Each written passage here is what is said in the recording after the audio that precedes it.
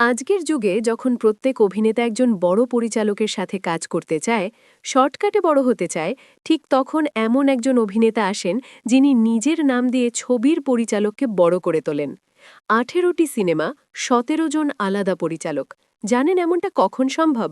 যখন নায়কের বিশ্বাস কোনো ব্যানার বা নির্মাতার ওপর নয়, বরং নিজের ওপর থাকে। এমনি এমনি তো আর নিজেকে সিইও ঘোষণা করেননি। রকিং স্টার যশ কোথাও হারিয়ে যাননি। তিনি শুধু অপেক্ষা করছিলেন নতুন রেকর্ড তৈরি হওয়ার, যাতে ফিরে এসে নিজেই সেগুলো ভাঙতে পারেন।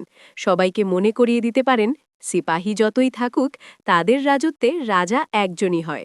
টক্সিক নামটা তো শুনেছেন, আর আজ শেষমেশ দেখেও নিলেন। বাংলায় এর অর্থ বিষাক্ত। আর সত্যি বলতে, কি বিষটাই না নামালেন পর্দায়।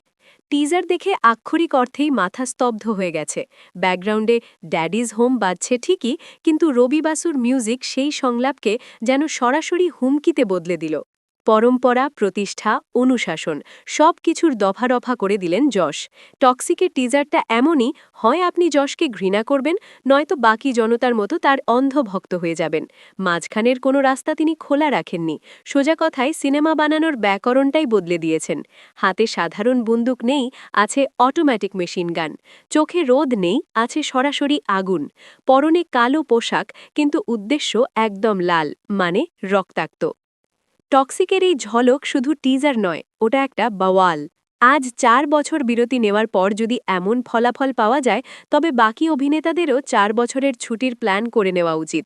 ৪ বছরে আমাদের ৪টে ফালতু সিনেমা চাই না বস, একটাই সিনেমা বানাও, কিন্তু এমন বানাও যা মানুষ আগামী ৪ বছর ভুলতে না পারে।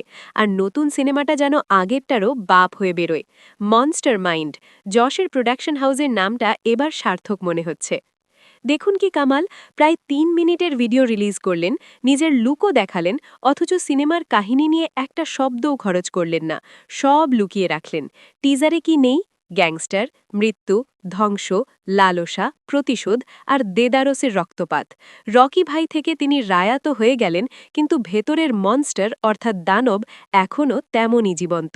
তবে ভুল করবেন না, কেজিএফে শুধু ভিলেনরা থেল, কিন্তু টক্সিকের রায়া এক হিংস্র জানোয়ার। টিজারে যশকে যেভাবে পরিচয় করানো হয়েছে, তার জন্য সাহসের প্রয়োজন। কারণ এই সিনেমা সব সীমা অতিক্রম করতে চলেছে। ভারতীয় দর্শকদের প্রাপ্তবয়স্ক ও পরিণত কিছু দেখানোর চেষ্টা এটি। কিছু মানুষ হয়তো ভয় পাবে, প্রশ্ন তুলবে, রকি ভাই পর্যন্ত ঠিক ছিল, কিন্তু এই লোকটা রাবণের মতো কাজ করছে। কিন্তু যারা বলছেন এটা হলিউডকে কপি করছে, তাদের বলি এটা কপি নয়, এটা সরাসরি চ্যালেঞ্জ। অ্যানিমালের মতো সিনেমা তাও হজম করা যায়, কারণ সেখানে শুধু মারপিট থাকে।